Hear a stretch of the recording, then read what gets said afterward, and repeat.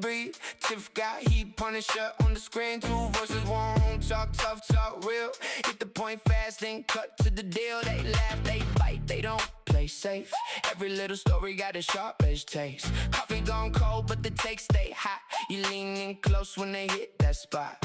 Say it loud, say it clear. We came for the truth in the atmosphere. No filler talk, just a raw reply. One more question, watch it fly. Tiff and the Punisher. Say it again. Tiff and the Punisher. They cut to the end. Tiff and the Punisher. Keep it 100. Tiff and the Punisher. Yeah, that's the front row. Yeah, that's the front row. Yeah, 1 minute jokes, next minute truths. Every answer lands with a little bruise. They pull the thread, let the whole thing show. What was tucked away now, everybody know. From wild debates to the little details. Every back and forth got a story to tell. You want that spark, you want that bite. Turn it up one, stay up all night. Oh, say it loud, say it clear. We came for the truth in the atmosphere. No filler talk, just a raw reply. One more question, watch it fly. Tiff and the Punisher. Say it again. Tiff and the Punisher. They cut to the end. Tiff and the Punisher. Keep it 100. Tiff and the Punisher. Yeah, that's the front row.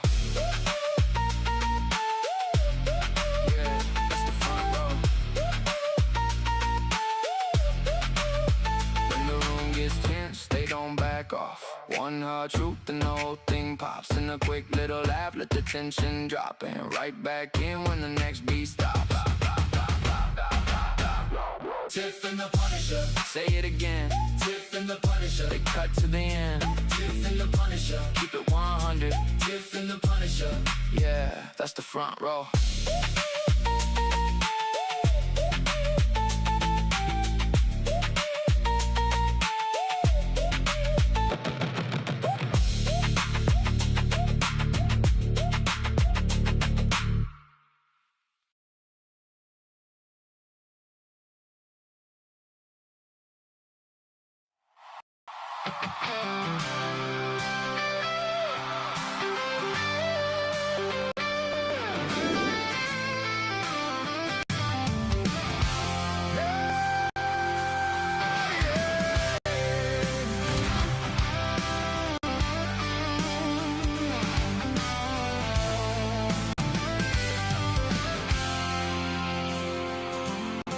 They are taking our kids every day. A child a minute, no one has a thing to say. For those who have been isolated, don't be worried, you have a voice today. So listen up everyone, here is the story. Child Protective Services is real. CPS is what they call it. They want our kids because it fills a lot of people's wallets. We all think it won't be us. We say when they come, we will be so tough. Y'all sound good when there's no one to take them. But when they come, your voice gets to breaking. Stay calm, step away. CPS ain't taking no one today. We are educated. Stay calm, step away. CPS, you need to leave. I know the tricks up your sleeves. You can't do what you're trying to do. We have done our homework. Don't do a damn thing without a warrant. You will no longer will steal our kids this way.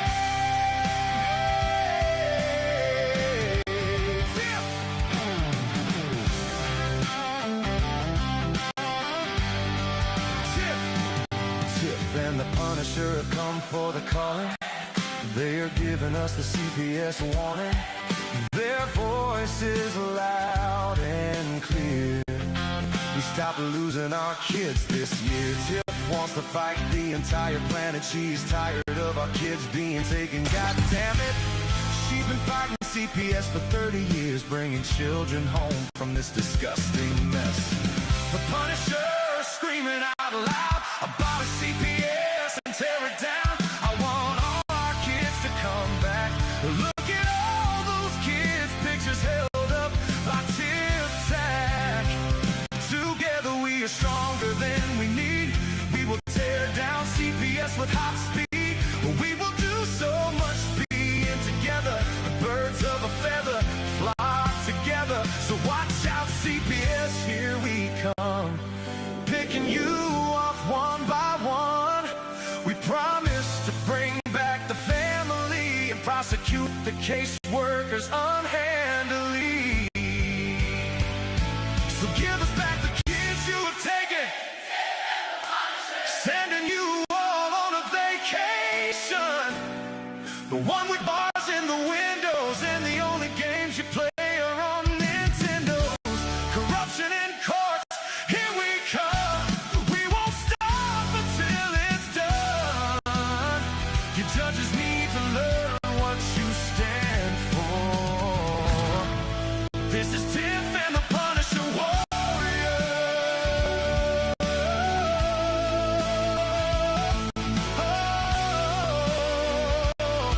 And we cry out to all you out there. We need support for a cause that many don't care. Our children are being stolen way too often. So CPS, we plan on doing the stopping.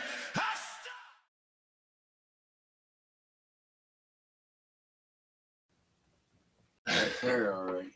That's fucking changes. What's up, Tiff? Here we are. Not We much. got a hell of a What's show going on? today. All right, Chris, good luck at court tomorrow at 4. I'm still waiting to hear from Dr. Fowler. Dr. Fowler is supposed to have court today, and I'm waiting to hear from her and see how her day went. But guys, we got a hell of a guest right here. They've had to leave our country because of the threats and everything that they've uncovered. This person has done a lot of work. It's done his due diligence to expose. Right now, we all talk about corruption, but the corruption on the magnitude of where does this money come from, where does it go, and how does it get around? And our guest tonight, he definitely has answers for that. Tiff, I don't know if you want to pop out anything and say anything before we get this thing going, but I know this guy's on limited time here, so let's get out of here. Let's hear him. Let's hear what he has to say. This is Mr. Daniel Robinson, guys. So let's hear what Mr. Robinson has to say. Hello, how are you? How are you? Good. Good. So where do we even begin with you? I don't know where we're supposed to start, stop, in the middle, or what's a good starting point for us? So maybe you tell us a little bit about you. How about that? How about we start there?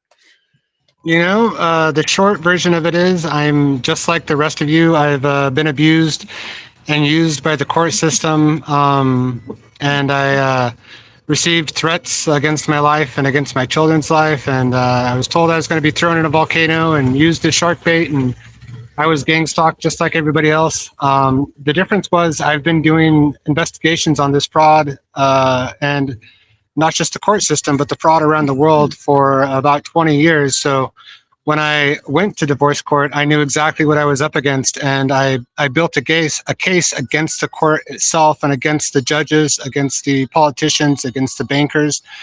And I took my case to the U.S. Supreme Court twice. And when I filed my second case, they had people come to me, friends of the system, and let me know that if I didn't file my second Supreme Court case exposing a lot of this fraud, that they would give me everything I wanted, that they would arrest my ex-wife. The prosecuting attorneys actually took up charges against her, that they would give me my kids 100% physical and legal custody, and they would let me open up my own nonprofit organization. But I knew that if I took that deal, I'd be selling my soul and my children's future. And so I filed my second. Right? Yeah, I deal with the devil. So I filed my second U.S. Supreme Court case, and within a couple of weeks after doing that, I had a restraining order filed against me, and based on nothing as usual. And I went into court and they dragged me across the courtroom half naked, essentially, and tried to put me in my place and teach me my lesson.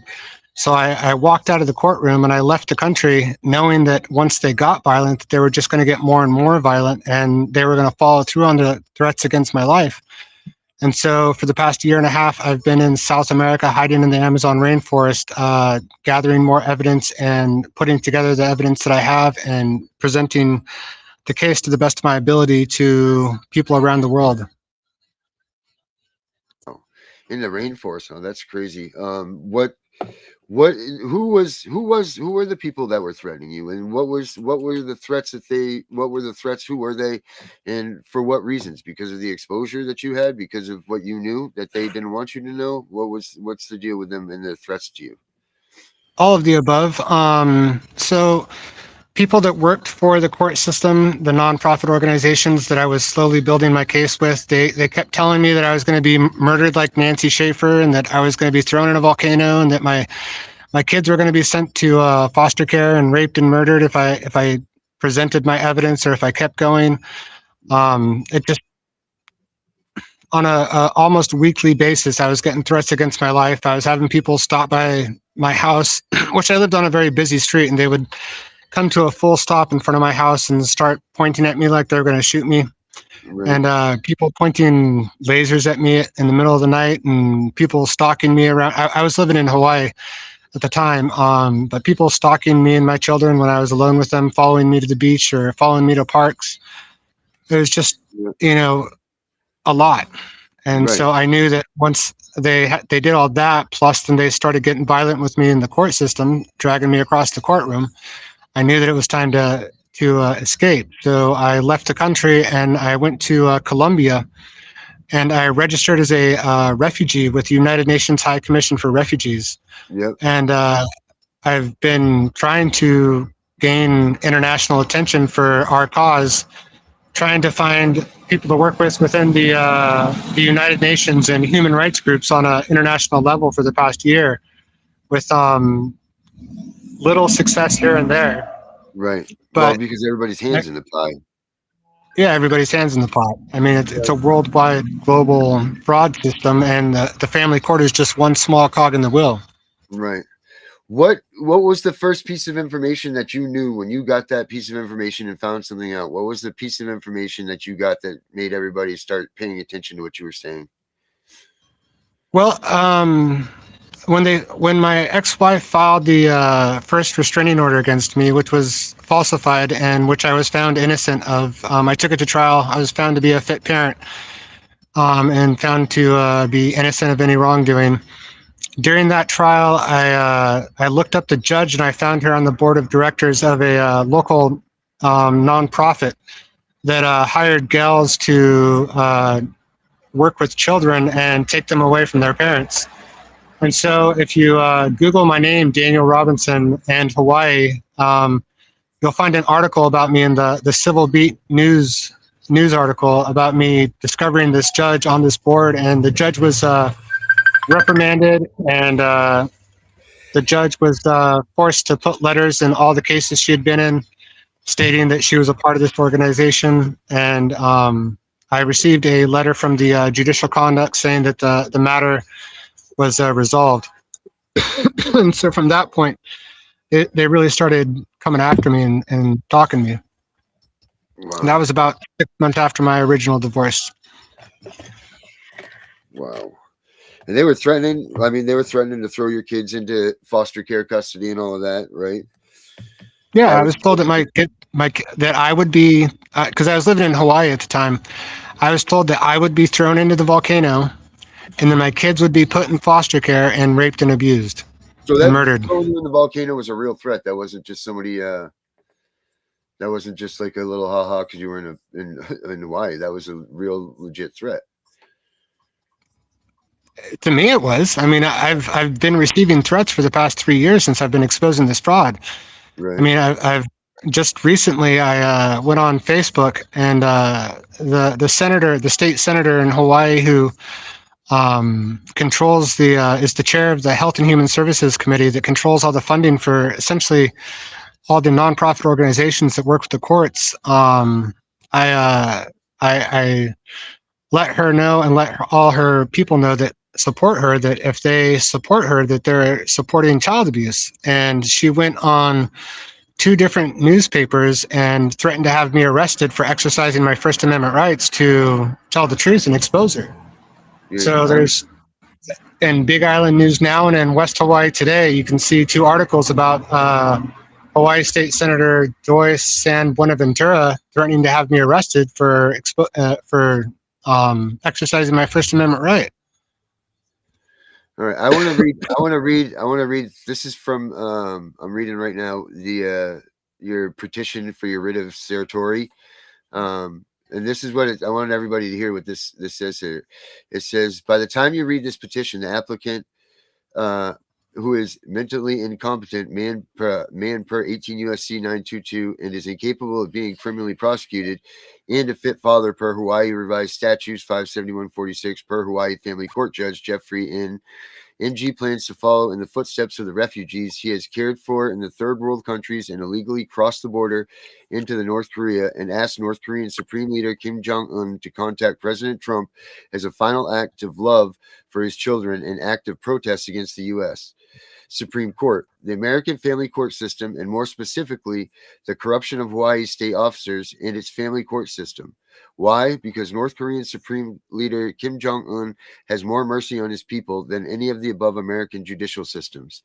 And the applicant will appeal to him and beg for mercy for him to contact President Trump and other federal officials made a party to this case on his behalf to fight for his family's civil, disability, federal, and constitutional rights, expose the corruption of these courts, since this court refuses to do its job and uphold their oaths of office to uphold the Constitution of the United States of America. I mean, that's some pretty powerful stuff right there. Yeah, no, I am. There's a lot of stuff right there. Technically, I am mentally incompetent. I went to I was committed to a mental institution when I was 20 years old. And according to the federal government, I am a mentally incompetent man. It's true. I, however, then spent 25 years after that doing research on the system and finding out where all the money went and discovering all the fraud, and brought me to this point. The second thing, me going to North Korea, I actually went to the border of North Korea. I'm not going to say that I crossed the border into North Korea because that would be illegal, and I'm not going to admit to something illegal on a live stream or on a YouTube. Right. But I essentially was showing the corrupt court system and the powers that be that if they didn't do their job, that I had the capability to expose their corruption on an international level and hold them accountable in ways that they had never been held accountable before. And that's what I'm doing now. I gave them an opportunity to do the right thing and give me my kids and follow the law, because my ex-wife, she's committed 17 different felonies. And they refused to do it. Instead of following the law, I came back from China and they took my kids away and dragged me across the courtroom half naked and tried to teach me a lesson, which obviously backfired. Right. I got to point out these questions that you ask here. It says, and this court has done nothing but violate his rights, just like Hawaii state officers, and allow Hawaii state officers to violate criminal law without any recourse, repercussions, or oversight. So you ask this question. Under the Supremacy Clause of the Constitution of the United States, Article 6, Clause 2, do federal agencies have to follow executive orders from the President of the United States? And then the second question is, under the Supremacy Clause of the Constitution of the United States, Article 6, Clause 2, do states who receive federal grant funding have to follow federal and constitutional law per those laws in the Constitution? And then you go on and you make more, you ask more questions pertaining to the supreme law of the land, the Constitution, and all that. And then this goes down to this one here. If states uses parents patriae or the public good as a reason to violate these civil, disability, federal, and constitutional laws, doesn't that same parents patriae include the good of the whole country and not just the good of a single state and its state officers? Correct. So what you're seeing right now, what I was trying to do in that Supreme Court case, my petition was asked the questions: do the states have to follow federal law? Which is obviously Right. yes, they do. Do the states have to follow the laws like the Child Abuse Prevention Treatment Act that they institute in order to receive billions and billions of dollars in federal funding? Which technically, according to the law, they do. However, they in practice do not. And so I was trying to show that they were breaking the law, and I was it was a preamble to me exposing the fraud of what I'm doing now, coming on the show and exposing the community foundations. I was trying to give them a chance to do the right thing before I started exposing them on a large scale. Right. Which brings us to that now. Where do we even begin with the corruption, and who's funding this and where it starts?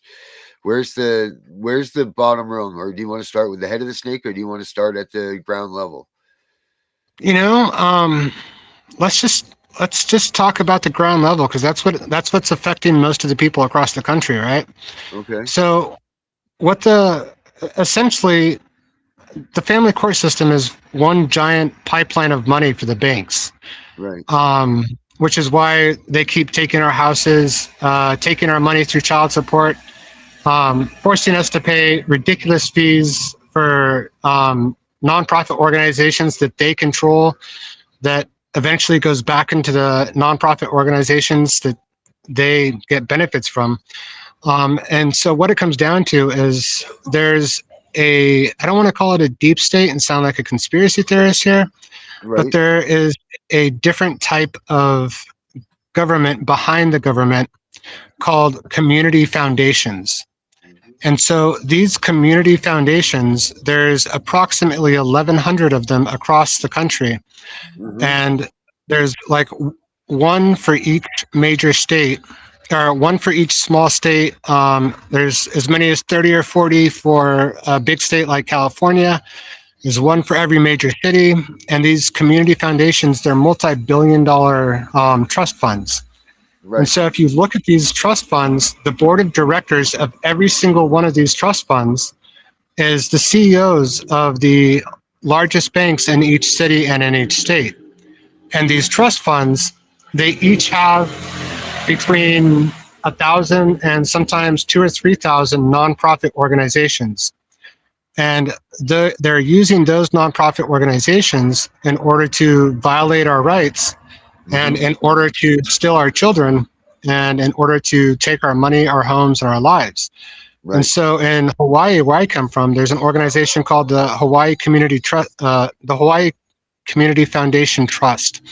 And if you look at that board of directors of that foundation, it's the 3 CEOs of the 3 largest banks in Hawaii.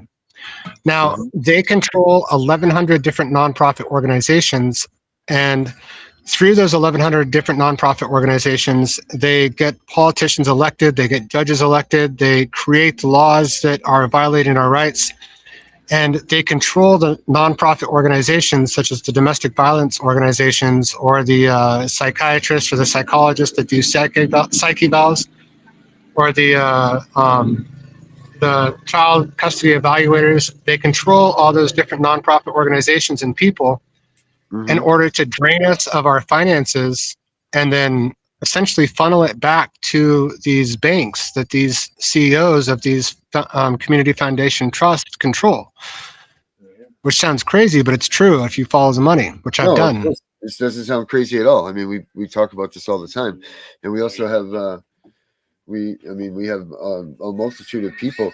But are you a firm believer in the straw man, the straw man concept, the trust? Like, is that what you're talking about when you're dealing in the trust and Social Security and all that? Like that we're supposed, we're an entity. The government sells us off as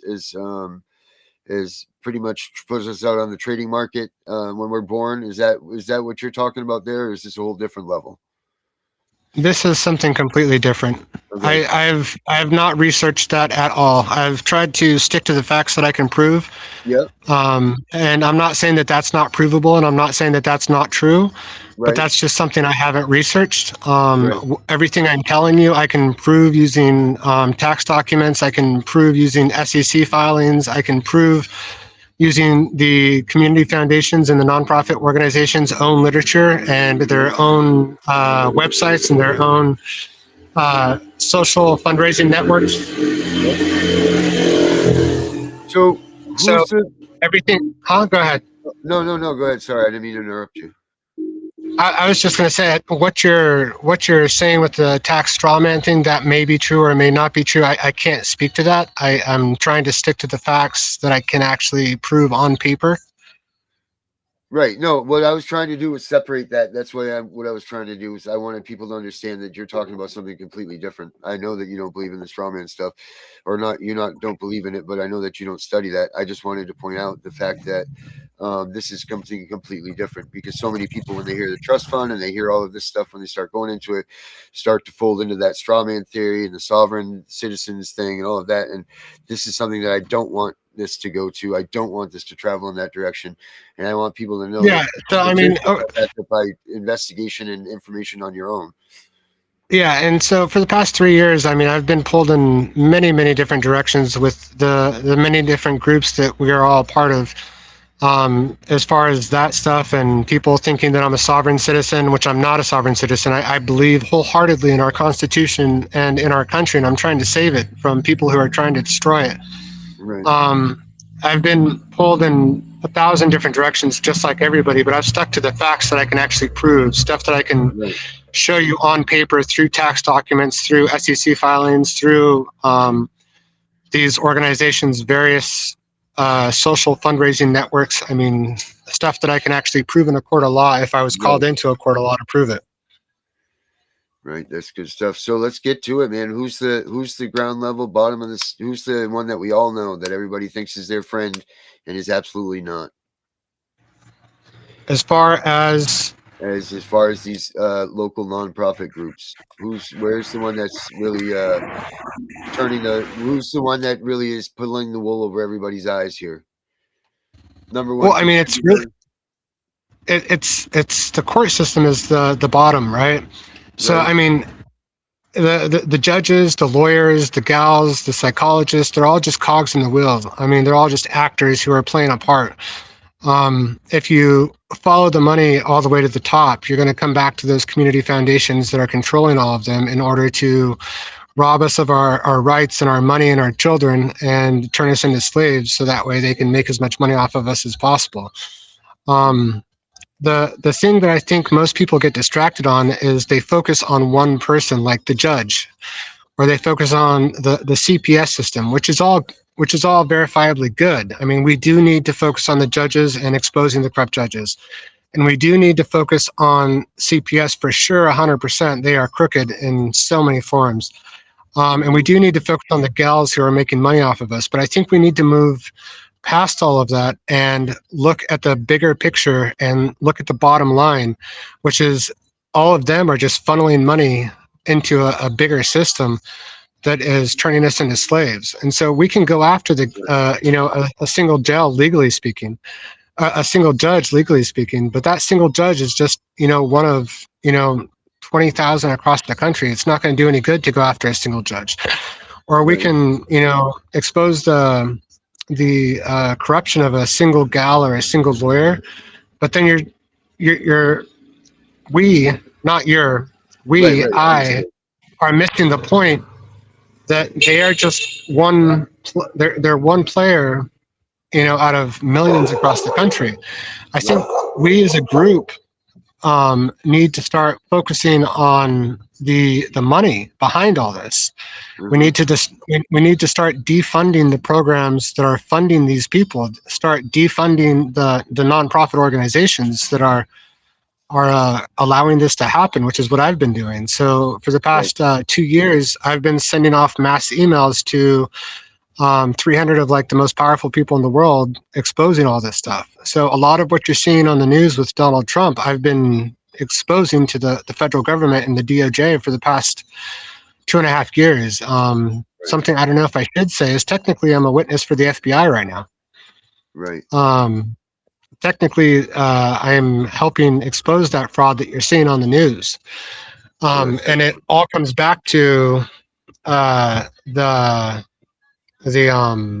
money and the banks and the larger system that is directing all these actors to violate our rights. Right. And that's what they are doing, in fact, and people don't understand that. And the problem is that people don't understand that until it happens to them. So there's the problem, is that this is a rogue beast that's just sweeping through our nation, but no one pays attention to it until it happens to them. Otherwise, they don't really care two shits about it. You know? Yeah, well, everybody, I mean, the one thing I've been to like 60 or 70 countries. I've been traveling the world for almost 5 years on and off. And the one thing I've found is, you know, people just want to be happy and they just want to take care of their families and they just want to be loved. And, you know, that's, yeah, I mean, that's life. And I understand that. But I mean, when 30 million Americans are being taken advantage of and being sold on a bigger market, you know, to bankers, essentially. How many families that becomes, how many families? well, I mean, there's 30 million Americans that are involved in the family court system one way or the other, right? Right. Including foster care, the family court system. Is that 30 million that you're quoting? Is that 30 million that you're quoting is in total, or is that a yearly number, or is that, what is that number that you just came up with, the 30 million? Is that, you know, it was in the United States, or I think that's total people in the system one way or the other at any given time, or who have been in the system recently. Okay. So we know that there's potentially way more than that are being effective. That are being effective. Yeah, absolutely. Absolutely. Right. That doesn't include all the peripherals, right? That doesn't include all their family members. That doesn't include all the, you know, the toll that it's taking on their jobs. It doesn't include the social toll that it's taking on, you know, society as a whole. That's just people that are actually involved in the system one way or the other. Right. Got you. No, that's this. I mean, we know in CPS, for instance, is just 7 million families a year without their peripherals, like you say, are affected. I mean, so that number is potentially, if you look over a 10 million over a 10-year period, you have over 100 million people affected just by the touch of CPS. So just to group in the whole family court system, I mean, over 10 years, that's got to be Jesus Almighty. If your number is 30 million, I mean, Jesus, we must have almost everybody in this country has been affected by CPS or the family court system in one way or the other. Absolutely. I mean, at one point or another, I mean, they're all touched by it in one way or another. They know somebody, or they hear of somebody, or they know the stories. I mean, it's a cancer on our society. It really is. Court system. Yeah. I mean, there's no way it's not. If those numbers that you say are solid and true, there's no way that there's not, you know, 500 million people that are not affected by these systems. And to do that, you would have to have a huge wallet, an open-ended wallet. You know, just for the sheer numbers alone of 500 million people, let's just say it's $1 a person that's spent on their investigation. You know, that's $500 million, you know, so we know that it's way more than that. So what are the true numbers and the true numbers of people that are involved in all of this? I mean, the number is just out of this world.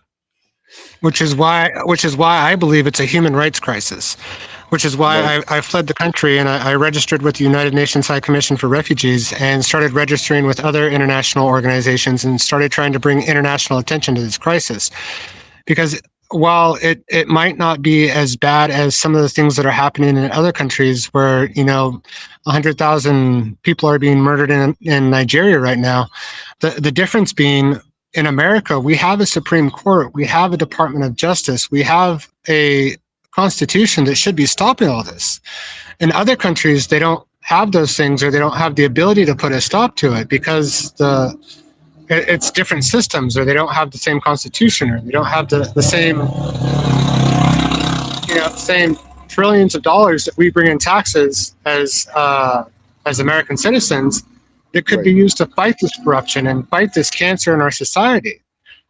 Well, But it could be used to empower the people and be used to make their lives more efficient, more lucrative, more everything, make the family unit more solid. But instead, they're using it to remove the corner of our families, like removing us as the pillars. And that's just disgusting. I mean, they're spending more money than the Department of Defense, for God's sakes. that I don't know. But I mean, they're spending a ton of money, but they're Right. making a ton of money in return. That's it. It's a revolving door, and everybody is in on it. Whether even there's so many people that are contributing to this that they don't even realize that they are. Absolutely, absolutely. The- And so that's what I was told that you were sent 4 infographics that I recently created. Yes, sir. Yep. And so are we able to pull those up? I recently created 4 infographics with another parental rights advocate who helped me using Chat GTP based on my knowledge that I've gained after spending 20 years studying corruption around the world. Yeah. And it shows you step by step how the different actors are involved, where they're involved, where the money's coming from, where the money's going to. And at the 4th infographic is a how do we fight back, which is a lot of the research I've done and how. You want me to pull that graphic up? Which one? Yeah, you can pull them up if you like. You just mentioned the how to fight back one. You want me No. The first infographic, if you pull that up, if you can.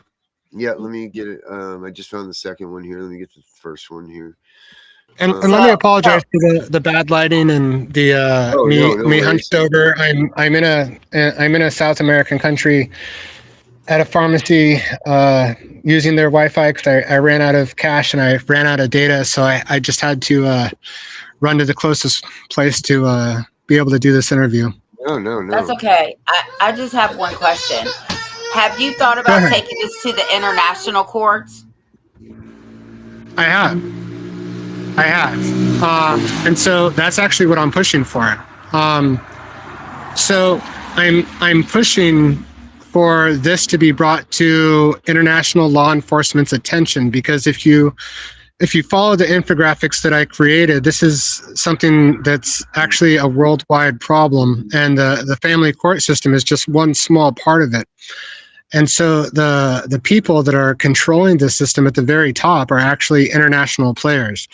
And so I'm pushing for international law enforcement to get involved and start holding our American politicians and our American bankers and corrupt actors accountable and start opening cases. And I'm pushing for other international organizations like the United Nations to get involved as far as human rights go. The issue that other people have faced with that is that they say that, well, these organizations have no jurisdiction in the United States. And that was true in the past. But if these organizations start representing Americans like ourselves, then these organizations then have jurisdiction in the United States over American politicians and over American actors, because they're representing American citizens who have constitutional rights. And since our politicians and since our leaders are refusing to help us, and we are being forced to go to international bodies, and those constitutional rights we have can be exercised by the people who are representing us on an international level. So I would love to see the International Criminal Court get involved here. And I would love to see Interpol get involved with some of these larger banking institutions. And I would love to see a more worldwide movement to bring accountability to these American politicians who are refusing to get involved because they're lazy and corrupt. Right. Now I got your graphic up here following the money here. It starts down at the bottom in the red there. It says the judge and family dependency. And then it goes up to, let me see here. Let me pull it up here. It goes up to, this is the second time there. Sorry. Then it goes up to the court actors, which you have the GALs, the court clerks, the lawyers, CPS caseworker, court reporters, and others. Then it goes to the nonprofits, which are the psychologists, the anger management, the parental evaluators, the abuse protection services, the drug diversions, and many more.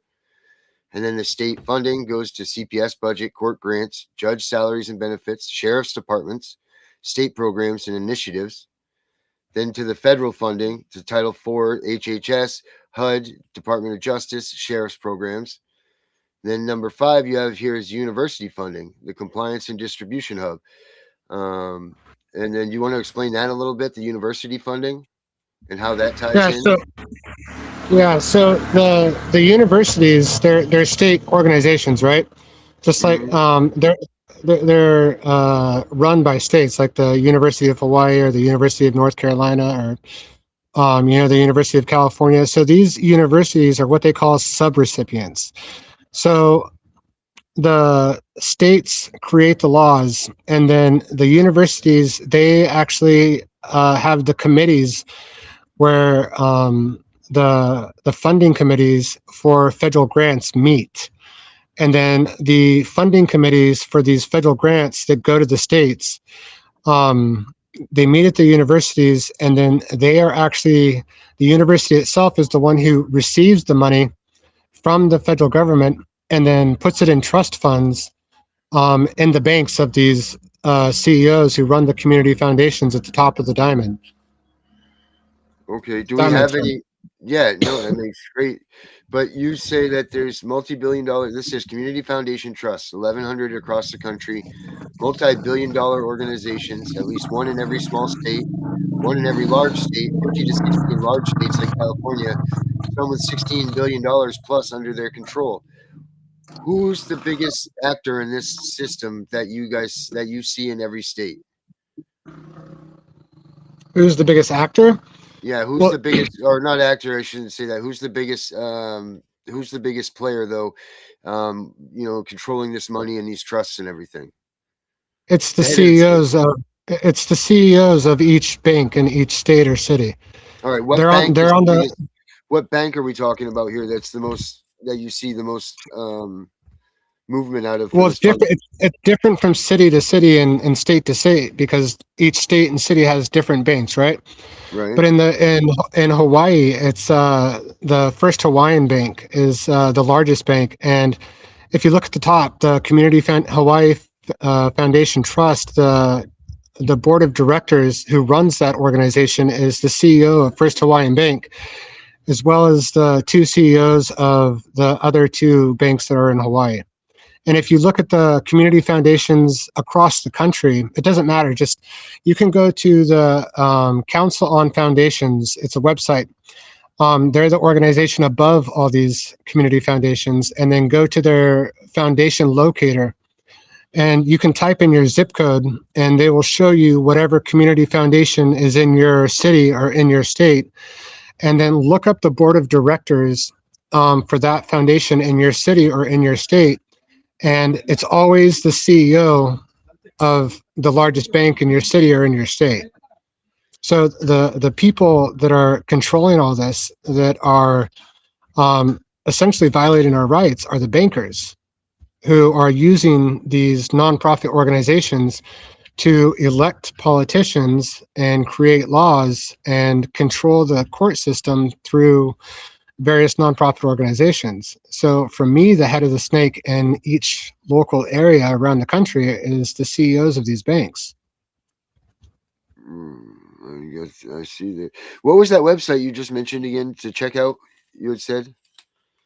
So I think it's so there's an organization called the Council on Foundations. The Council on Foundations. Okay. I think it's cof.org. And if you look at it, they'll tell you right on their website that they control something like 1,100 trust funds across the country. And if you do research on those organizations, they then control hundreds of thousands of nonprofit organizations across the country. Yeah. Wow, that's crazy. Did you want to pull up the next time?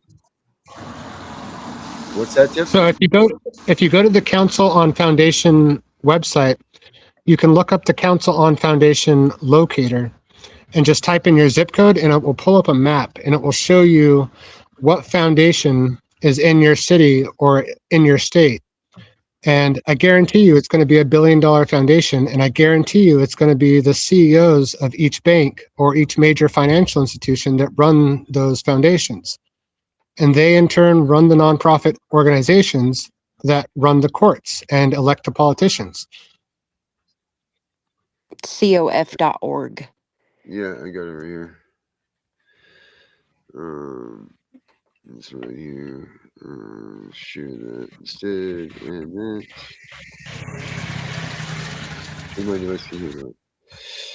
right here is that one. I checked it out. It was pretty informing, that's for sure. There, right there, right. This is the website you were talking about, correct? Yeah. Yep, that's it.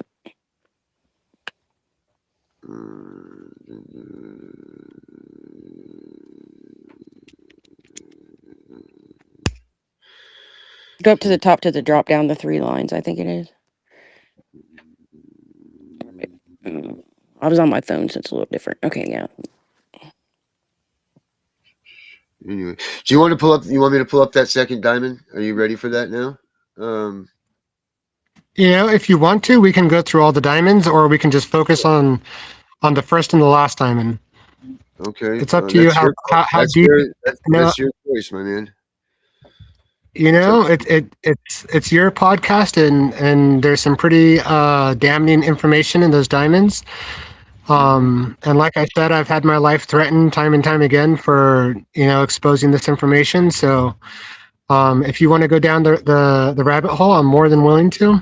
I'd love to expose the truth all the way to the top. Right. I mean, obviously, if you want, yeah. I mean, I have the second one here. Let's look at the second one then. Let's take a look at that. Okay.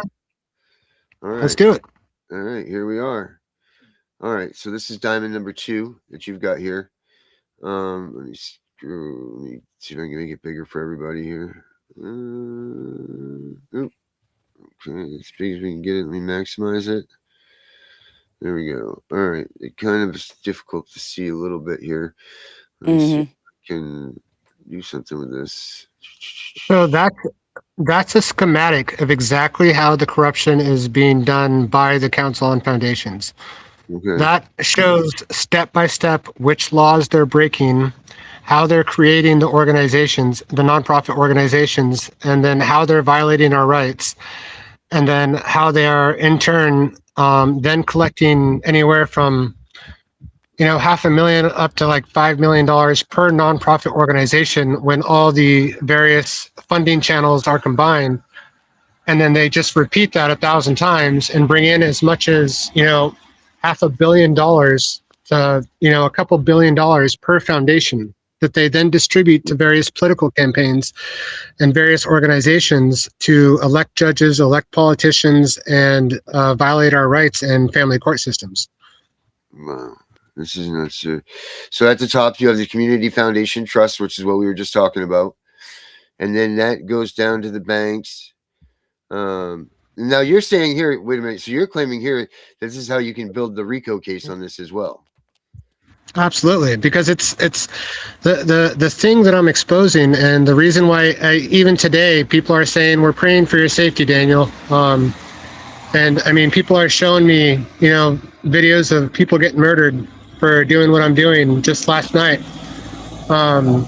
because I'm exposing the people that are behind the screen, that actually are liable for everything they're doing. So the difference between what people have done in the past and what we could be doing and what we should be doing is going after these bankers and going after these community foundations, legally speaking, of course, because we've been fighting the court systems for family rights for 50 years and it hasn't worked. And that's because they have immunity, so to speak. But these bankers, these community foundations, they have no immunity whatsoever.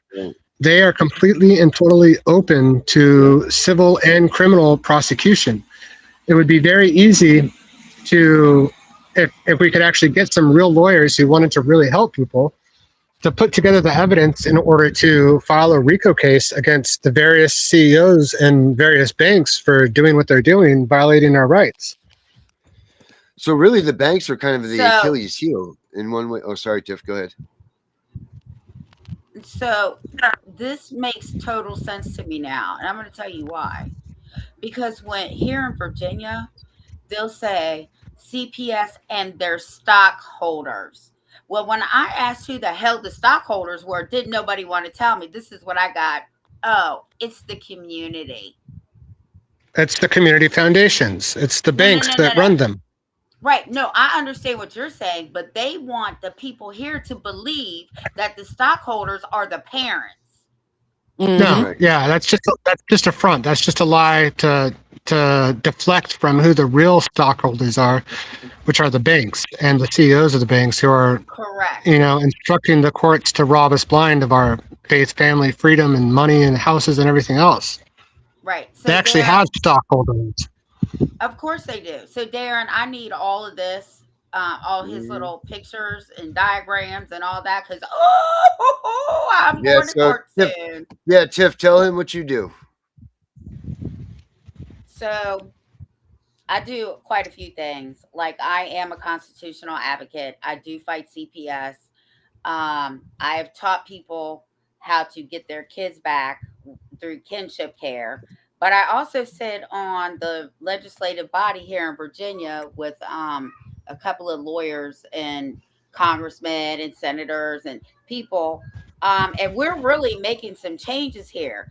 But again, when I ask who the stockholders are, they want to say that it's the community, and I knew that wasn't true. So now all this right here is making complete sense to me. Now I know who the hell the stockholders are.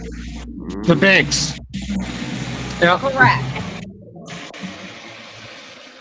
That's just craziness. That's just absolute Which craziness. which is why we can't make any changes as a group, no matter how hard we try, trying to sue the judges and the lawyers and the gals, because they have immunity, and that's the way the system is set up to protect the bankers behind the system.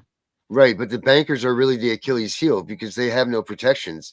So in essence, if you could really pick out your enemy, then if you can take them out, then you can take, because it's always about the money. Follow the sources of the money, and that's where Absolutely. where it is. So, but with them, we can attack them, full on attack these banks, and not have the protections that they're given, by the Supreme Courts and all of that. The immunities and everything. Yeah, and they're going to settle. They'll settle with you. Their insurance will settle with you. And it will cost them. I mean, if we did this on a large scale, it would cost them billions and billions of dollars, maybe even like $100 billion across the country. Because I mean, they're if you put this all together, I'm showing you on a small scale.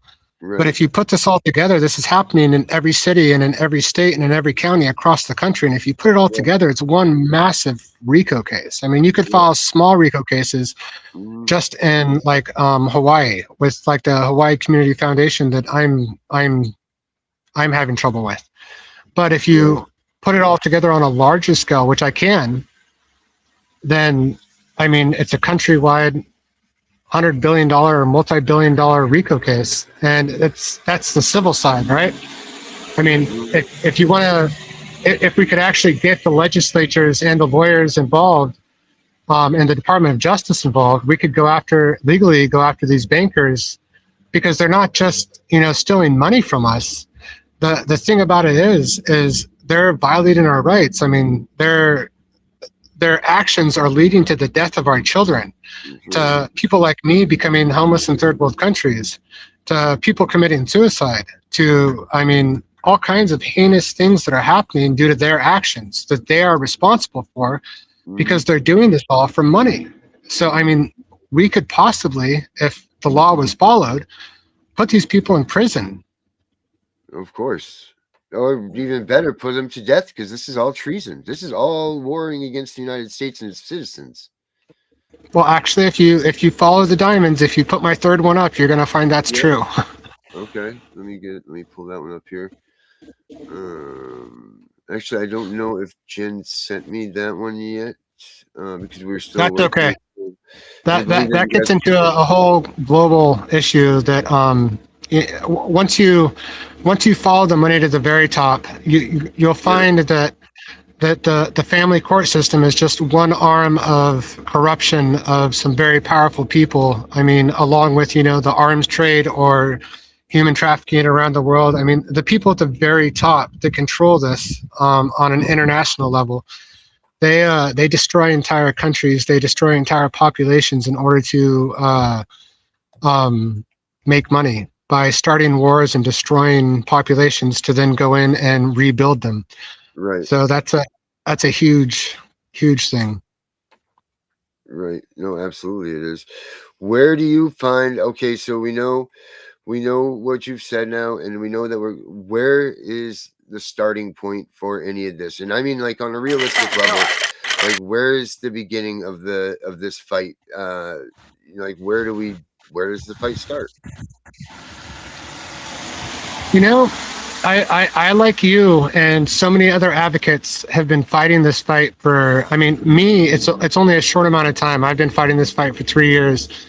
But about 6 months, a year ago, I started legally going after the bankers. I started actually exposing this, what I'm showing you now. Yeah. I started exposing this on a public level in the state of Hawaii on large Facebook groups that had 10,000 followers or 100,000 followers, and I started exposing how these bankers are essentially using their nonprofit organizations to buy politicians, who then create illegal laws to allow all this to happen. And I exposed all this on a very public scale. And all of a sudden, 6 months, a year ago, as soon as I started exposing this on a public scale, things started changing in the state of Hawaii. And now they're starting to change the laws. And now they're starting to, there's actual high-level public officials that are coming forward and exposing the corruption at these high-level trusts. And there's the people of Hawaii themselves are now starting to expose the corruption on different levels, like with voter fraud that's going on. So for me, where we start is with the community foundations and their CEO bankers and protesting them. And I'm sorry. No, once again, I'm on the right. street in a South American country trying to a very public scale. All right, we brought in Jen here. A year ago, as I started exposing this on a public scale, things started changing in the state of Hawaii. Jen, you've got lag on you, I believe.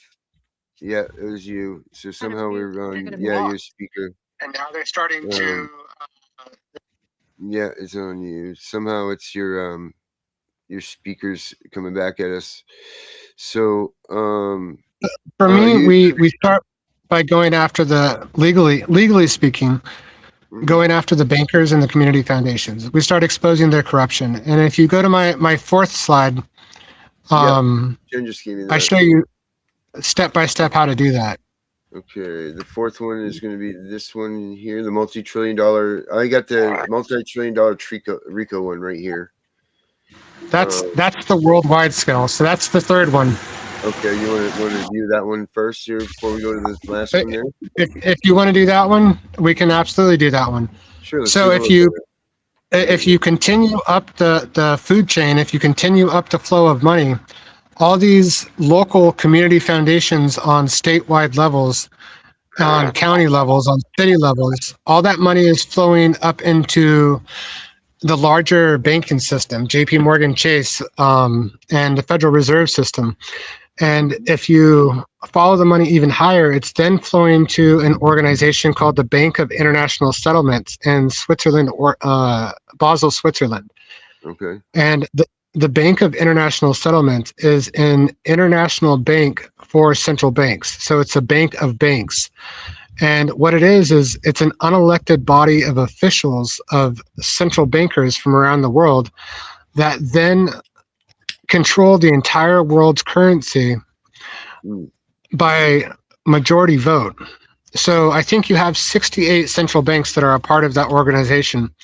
And so if, say, 20 of them vote that they need to distribute more money to, say, the reconstruction of country of Nigeria, the oil fields in Nigeria, then they can use the money from America and American bankers and redistribute American wealth through the World Bank and through the International Reconstruction, the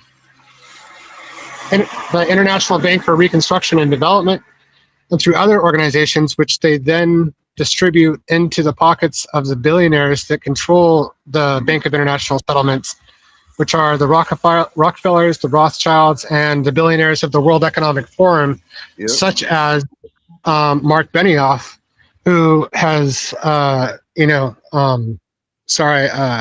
Benioff, who has invested hundreds of millions of dollars into the healthcare system of Hawaii.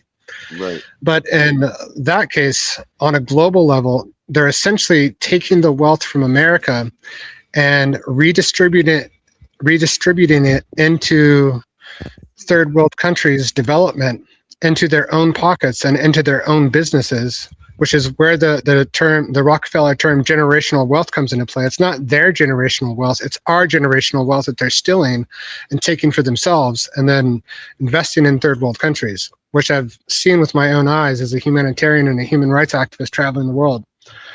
And so that's why they don't care about us in family court.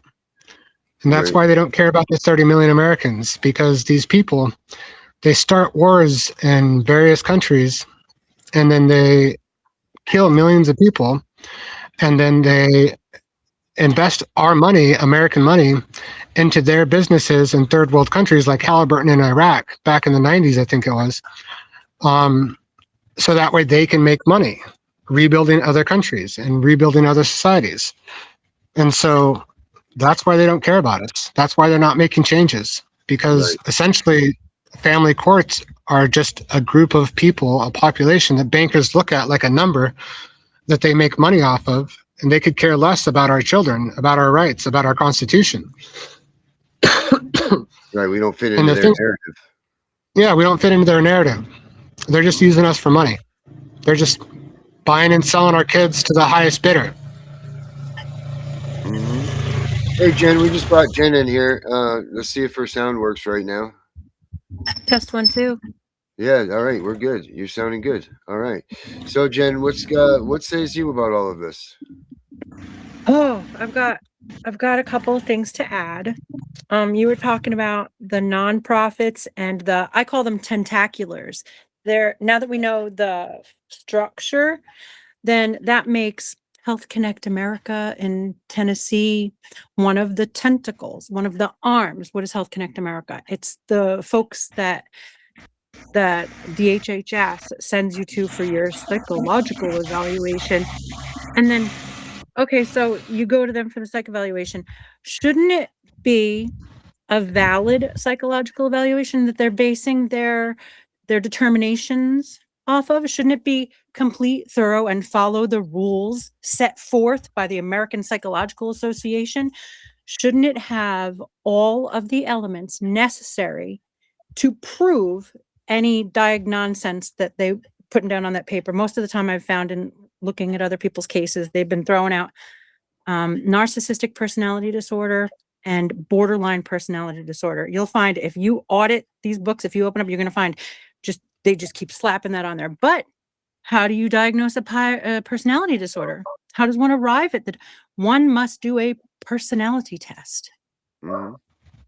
You go through the chart, you're going to find that none of these people have had a personality test done. It's just spank that label across it. So these are all fraudulent documents that they're basing their... Which, if you go back to my my second graph that I was showing you, when you look at how they create these nonprofit organizations, they create them to make less than a certain amount per federal law. It's less than $750,000, and then these nonprofit organizations that do these psychological evaluations, they don't get audited because they're under the audit threshold for the money they make. And how so do they do that? Let's say they're making multi-millions, right? You were talking about, they subdivide it into different departments. They subdivide it into different departments or into different groups, or they just create different nonprofit organizations. And then they create internal policies and procedures. And I know this for a fact because I'm a registered nurse. I've been a registered nurse for. I'm not a registered nurse anymore. I lost my. I let my license go when I left the country. Now I'm a nurse, but I have 10 years of registered nursing experience, and I almost finished my master's degree as a family nurse practitioner. And I worked for multiple medical organizations, and I worked for multiple mental health organizations, and I worked for even a maximum security prison as a mental health nurse. And so these organizations, they create internal policies and procedures that allow them to do whatever they want, that never get audited by the federal government. And so they never get audited by the IRS. They never get audited by HHS. So they just write whatever code they want, knowing they can get away with it, and write whatever internal policies and procedures they want, knowing that they can get away with it. But that's where we come in. That's where we expose the truth, and we follow the money, find the fraud, and hold them accountable. When psych gets a referral, they're supposed to follow a standard protocol. You put in the chart the identifying information, name, date of birth, age, gender, date of evaluation, location, referral source, examiner's name, their license, the purpose of the evaluation. The referral question, determine whether the examinee meets diagnostic criteria for, and what are we looking for? Are we looking for depression, whatever we're going to use as the excuse for, we've got to get these kids out of this household. You have to have an informed consent section. The evaluator's they're supposed to document the evaluation, information about confidentiality, who's requesting the exam, who's going to receive the report, whether it's voluntary versus court ordered. And you have to document a full comprehension by the examinee that they understand that anything they say used against them. None of that is occurring during these psych evals. Yeah, and the referral question. And if they don't sign that form, then they get held in, and if they don't sign that form, they're held in contempt of court, which is a violation of their rights, which is part of the internal policies and procedures of the court system and the hospital system in order to continue defrauding the federal government. Yeah, it should say we are going to use anything you say to weaponize it only against you. Nothing you say will be used to support a finding of intact family preservation. But of course, none of that is stated. The referral question. Why is this evaluation being performed? Are we testing for competency, fitness for parental duties, determined disabilities, child custody, criminality, risk assessments, treatment planning, evaluations for different DSMs, all the different things that they have. There's thousands of diagnoses, and they can, tack this on and tack. They can find something. They'll squeeze you into one of those codes. Mm-hmm. You will be squeezed into a code because nobody gets paid if they don't write a code. Find the code that we can use to make sure that we get paid. No code, no pay. You have to put on the billing form. It's not just them getting paid. Once they do that, then your family gets destroyed. So then everybody else gets paid too. The CPS workers get paid. The courts get paid. Then the state gets paid because the family, let's just say it's a husband. It doesn't matter if it's a woman or a husband or a wife. They lose custody, and then their ex goes on child support, so the state gets paid, and then they also need state aid through SNAP, so then the state gets paid again, and they also need cash assistance, so they get paid again. Then they also need to be sent to some other nonprofit organization for community assistance, for clothing or for housing, so they get paid again. So that one misstep, that one piece of fraud makes hundreds of thousands of dollars for the state and for the nonprofit organizations through federal funding by defrauding the federal government. Yeah. They're supposed to base their findings on the clinical interview, which will not go in your favor. There's nothing that you can provide. Hey, I was a former Girl Scout. Hey, I give 10% of my money to nonprofit charities that I have vetted and know. None of that matters. Volunteer ambulance for 4 years. They don't care how altruistic, how generous, how giving of your time, self-sacrifice. None of the positives None of it matters. none of that matters. Yeah, But because they only care about the money. It's a system designed to take your money. yep. And they will document what is congruent with the diagnosis. Oh, patient is non-compliant. No, I explained to you, I feel as though that I am under duress, coercion, intimidation, threats of retaliation if I don't sit in this room with you, and blah blah blah. So it's a loaded gun. These okay. You're supposed to look at previous their explanation for why the individual under the microscope might be protestive. Why are they like, not entirely quote cooperative, which is that term is just, it's incensing, not cooperative. You've forced them under a microscope. Where's the Third Amendment to that? Privacy. Third Amendment, privacy. And that doesn't just refer to your curtilage in your hat. It refers to of your mind. Now they're probing minds illegally. So now Look at their school you've records, discovered what I've employee done. Yeah. So what I've done is I've turned the system back against them. And doing all these investigations, which you'll see in my fourth slide.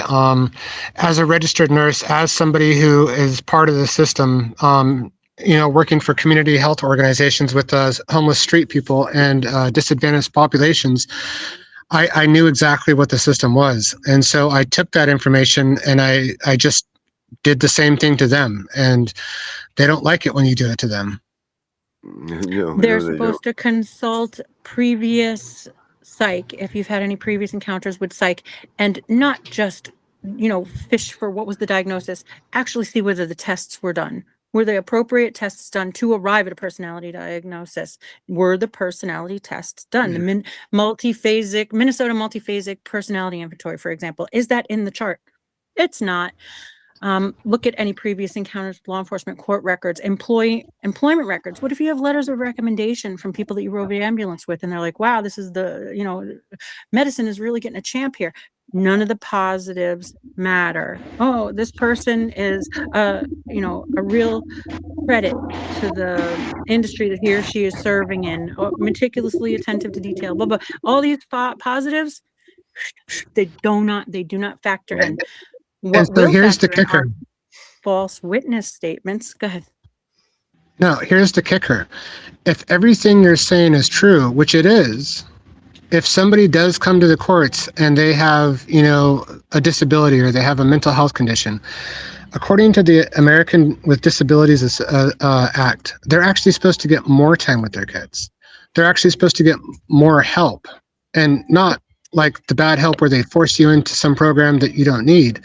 Help that you actually want and help that you actually need. They're supposed to give you advocates who are supposed to go to court with you. They're supposed to give you more time with your kids so that way you can have more bonding time. So they're taking the law and they're bending it and they're breaking it on 1,000 different levels. Here's another. They're supposed to go with witness statements, because how do you get corroborative data? Oh, this person, such and such, when they were a teen, they exhibited such and such.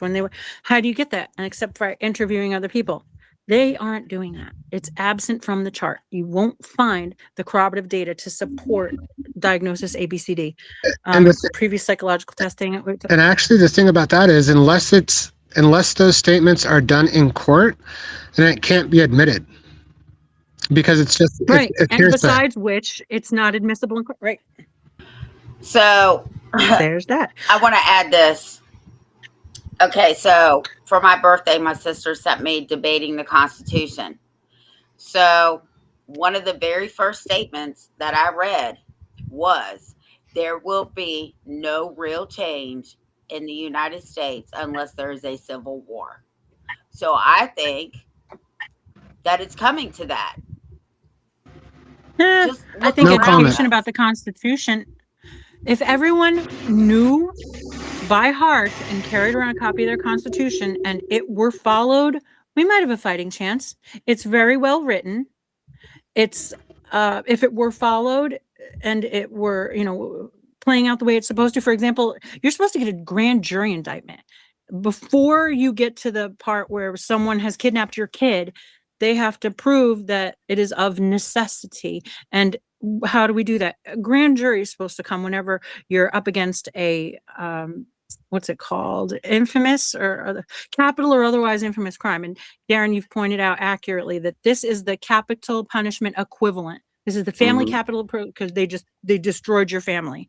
They completely obliterated it and they made someone else's family. Social engineering. They have just stitched together a new family from your offspring.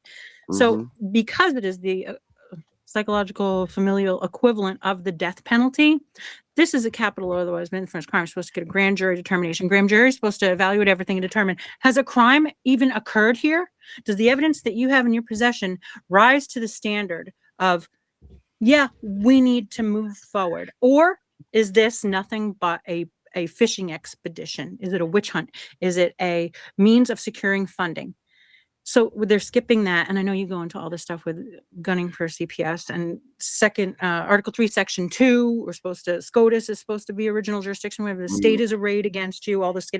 There's just so much going on here. If we followed the Constitution, we might have a fighting chance, but it's going to take some really astute scholars. People are going to have to become obsessed with it. In elementary school, for example, they are introducing it in 3rd grade, little, things about. 4th, a little bit more. 5th, they had to memorize. They had to memorize the 10 provisions of the First Amendment. 5 provisions of the First Amendment, excuse me, and the remaining in the Bill of Rights. But it's going to take until children are more mature that they can wrap their heads around some of the stuff and it'll click and it'll stick. That's part of the problem, is the education is not designed to empower us. We've got this marvelous document. It's a 4-page document. And if we understood it, we would run with it. And then it would have to be followed. The prosecutor wouldn't be able to just go, that's not how we do things. You're not getting a jury trial. Bend over. It would have to be followed appropriately. We actually have one of our good constituents that we have, and I know Tiff, you heard this morning too. Actually, his son went to the family courts the other day, and they absolutely point blank, the judge told them that they do not use the Constitution in that court. The judge said it herself or himself. I'm not sure which one it was. Oh, the Constitution? That's my toilet paper. They say they. Yep. I've which heard is all engineered. I mean. And we could talk about this for days on end. I've actually, that was part of my U.S. Supreme Court case. These judges, they swear an oath to the Constitution, not just the federal Constitution, but to their state Constitution, which is almost always a carbon copy of the federal Constitution. And how much would it take to teach that? How much would it take to teach the children in school? What, 1-day session, a 3-hour day of going point by point to show them what their public officials are ascribing to, what they're signing on to, with oaths and bonds. With oaths and bonds. They're supposed to be bonded. They're supposed to have an insurance policy in the event that they harm somebody in the execution of their duties. Which is actually state by state. Some states do that and some states don't. No, I'm saying that they probably aren't.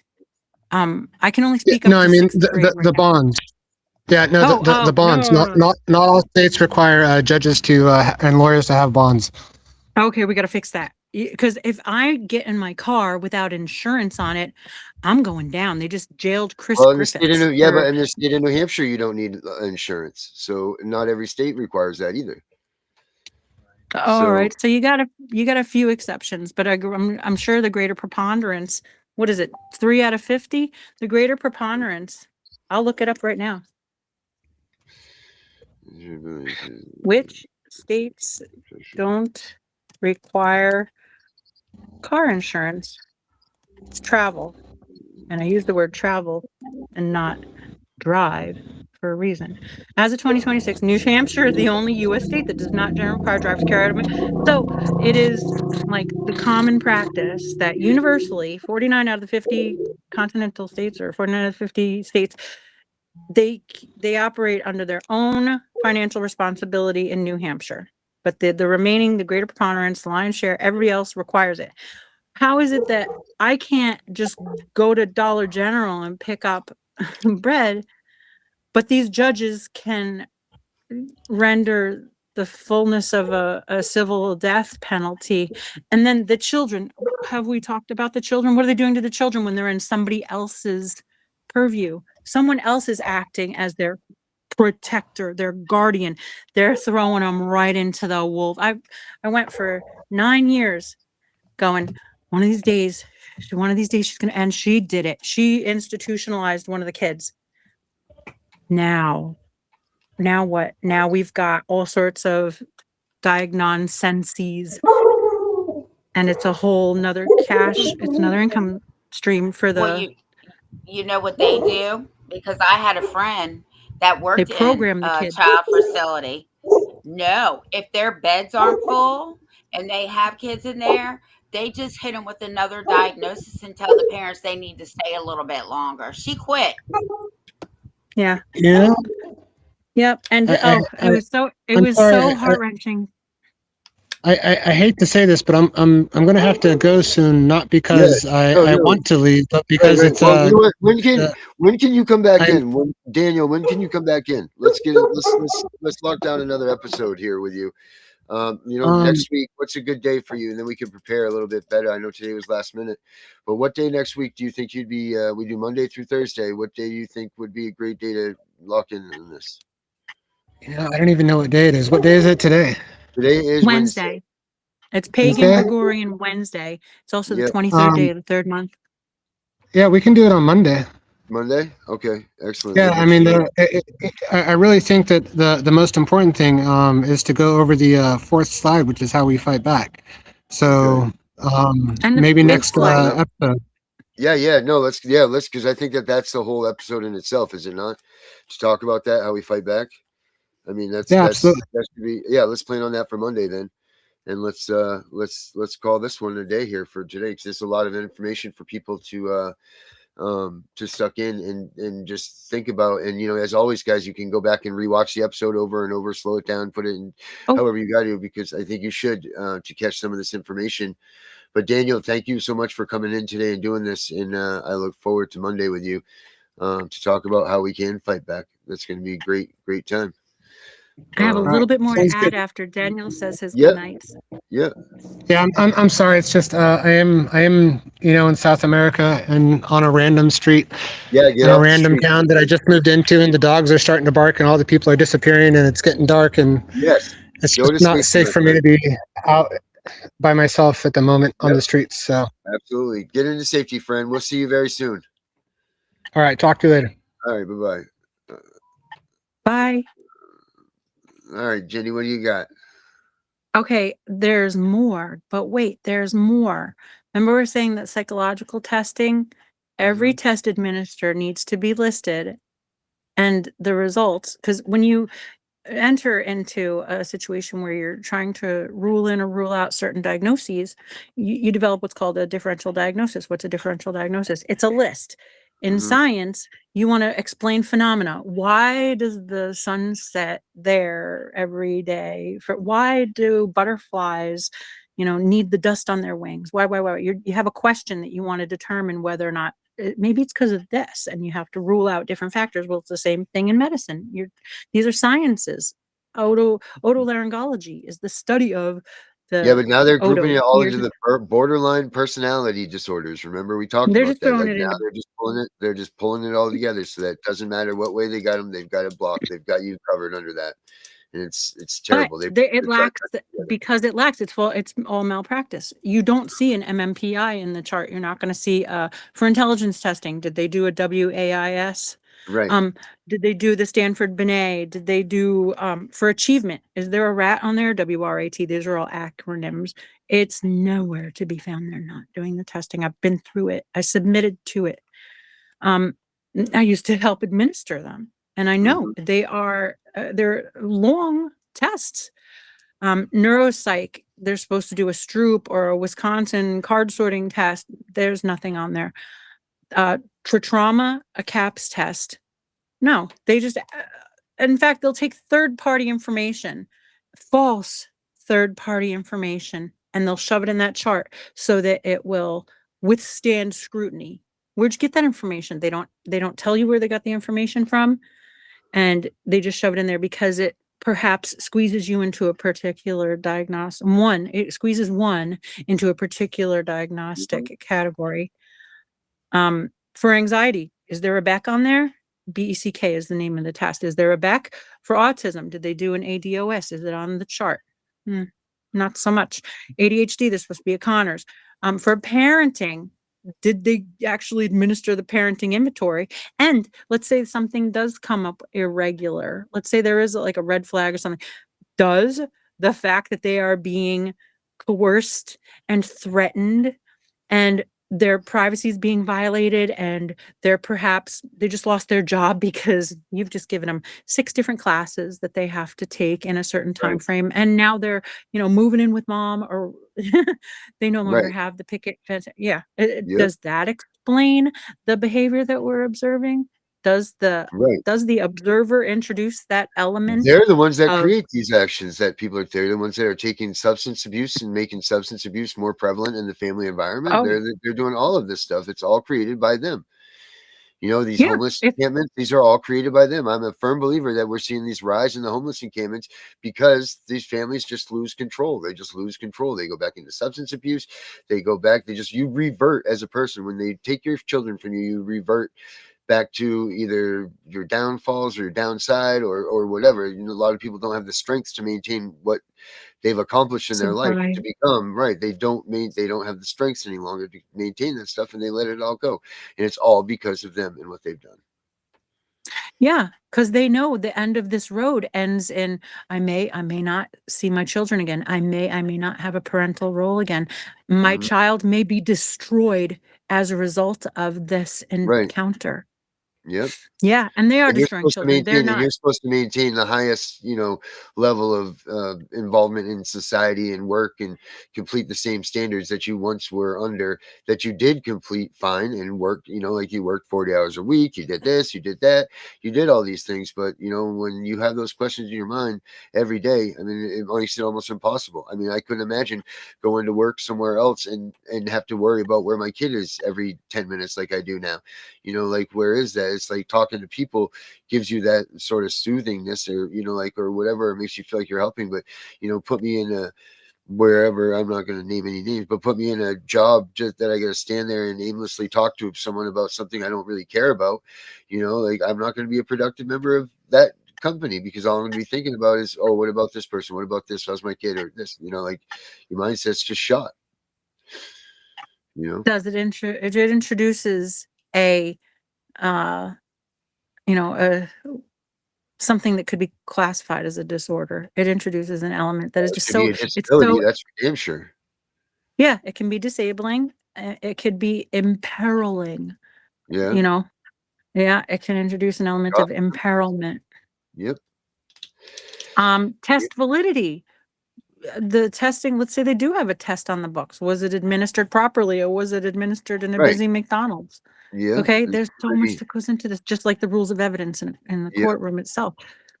Was the person cooperative, or did they state clearly, look, you've got a figurative gun to my head. What am I Right. supposed to do?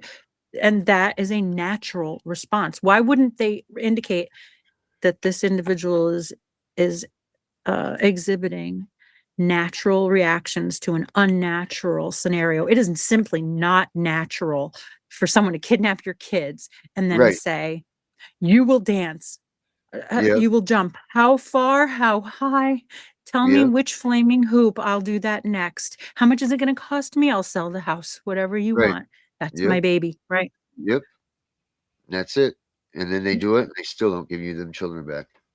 And what if the interpreter is biased? One of these psychological Well, they're all in on the evaluations. system, so of course they're all biased. Every one of them. They all Well, want their paychecks. They want their paychecks, man. You know what I mean? there might be a therapist out there that you has a conscience, a heart, and the ability to put an end to the nonsense just by saying Maybe, normal maybe, response maybe, to maybe not. Who knows? But at the end of the day, guess what they know? They know that all of a sudden that CPS is taking kids, that they've seen an influx at their job office. So keep them coming, CPS, because I'm going to have a good Christmas for my family. That's their mindset. So, of course, every one of Well, these organizations are biased. Every one of these corporations are biased. That any one of them that makes $1 off of CPS and taking your kids, every one of them are biased to the system because they now are a part of this economic machine that they've created. Of course, they want their jobs to keep coming. Of course, they want more job function. security. They want more doctors' visits. Of course, they want all of this stuff because it works in their favor, and that's just how humans work anyway. Sure, sorry for your misfortune, but I'm making a bunch of money right now, so sorry about that. Keep it coming. That's the way people operate. Period. I took the opportunity in one of those clinical settings to pose this to the D. I said, so what are your thoughts about this whole industry? Do you regard it as a diabolical? And she said, you know what? I've found that where there's smoke, there's fire. And I asked her, what if there are people kindling a fire? What if there are adversarial elements kindling a fire? And she was not convinced that there are any good parents out there. Basically, everybody has a flaw, and it's her job to identify it. Oh my goodness. No, it's not your job to identify flaws. It's your job to uphold your oath of office. These psychologists also have some kind of oath that they take. Physicians and PAs take the Hippocratic oath, do no harm. Psych has their own oath to first do no harm. It's not your job to peg somebody. That's not what you have to do to get paid. Just to analyze and fix, not point out. Tiff, what do you got? Well, first of all, I don't give a fuck about CPS, and I don't cooperate at all. They can all kiss my ass. And I told them that multiple times. And as far as psychiatrists goes, I will scare the fuck out of a psychiatrist. Do you hear me? The last one I talked to, she asked me as a juvenile, what do you want to be when you're an adult? I said, I want to be a hitman for the Greek mafia, and you're my first victim. She refused to see me anymore. See, that's how you control the narrative. That's how you control it. All right, I'm surprised guys. they didn't put psychotic or, pre-violent. I'm sure they. No, they just buried that baby. They're like, we don't want to see that girl. They said she's sociopathic, she's psychotic, she's this, that, and the third. Yeah. So then I'm looking at this shit and I say, you know what, bitch? I'm going to wear that shit proudly because I'm not all that. But since you think I am, yeah, that's why your ass don't want to see me again. I'm going to try that next time. There'll be no next time. But all right, everybody. Thank you, guys. Thank you, Jen, for coming in. Tiff, I'll talk to you very sooner than later. And then everybody else, we'll see you guys here tomorrow, same time, same place. And Daniel will be back on next Monday. So that'll be exciting. Make sure you guys tune back in. Daniel and Daniel, yeah. Daniel will be here on Monday, same time. All right, guys. Have a good night, everybody. Thank you, Jen. Thank you. Thoughts don't care, ghosts in my head, thoughts that tear. F941239, ran it on my file before I was 5 years clear. They all said the same shit. Better not tell, kid, it'll get way worse in here. Even the real kids whispering threats while their parents steer. Born in a folder, no crib, just a case number and a hearing date. Pills crushed in my juice, respiratory waves turning toddlers into a court case. F943 anxiety, F90.0 separation ink, they used to label me. Now those same codes turned into calibers, letters load the AR-15. 5156 for the panic attacks, not for the snakes, 223 for the mess they made. Leave me alone. This is perfect Christian home, still feel your husband's hands on my neck. Leave me alone, night shift worker, keys rattling while you're proud of heart. Leave me alone, caseworker with the crocodile tears, you got paid while I starved through it all. Starved through it all. We the invisibles, aged out the system, no feelings left, just facts and mathematics. Hypervigilant, heart rate, flat rifle fluent, pistol fully automatic. Grown now, pulling up, packing. Only lesson we kept is right from wrong. Now wrong, getting corrected. 30 round hymns in a real dark song.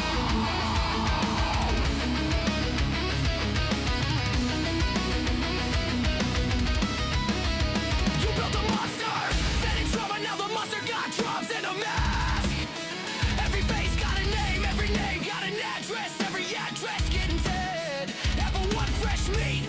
Still crying for mama, think reunification real. Level 2, bounce like trash. Learning roles in every house they make you feel. Level 3, chameleon bag, never unpacked. Visible just enough to eat. Level gray master, read a lie in the blink.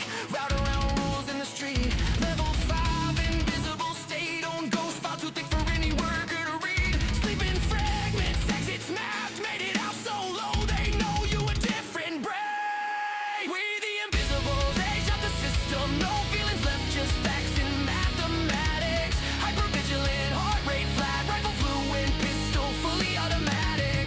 Grown now, pulling up, packing.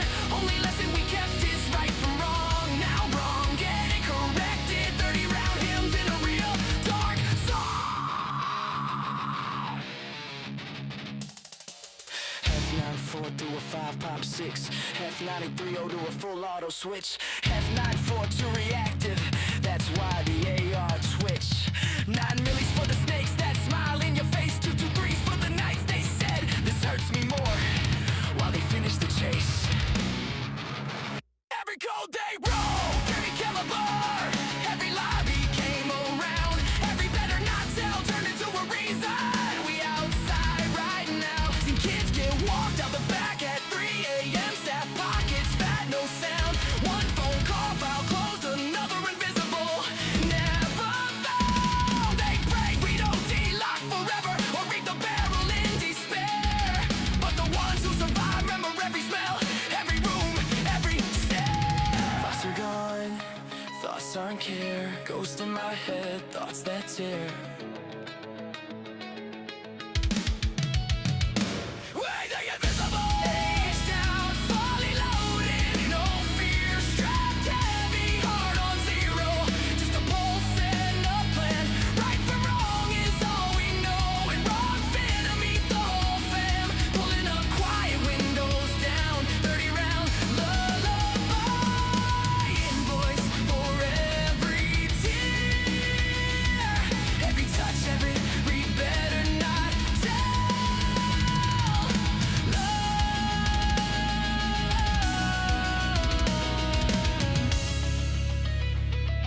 This is the correction. Pred's gone dead. 2, 2, 3, good night.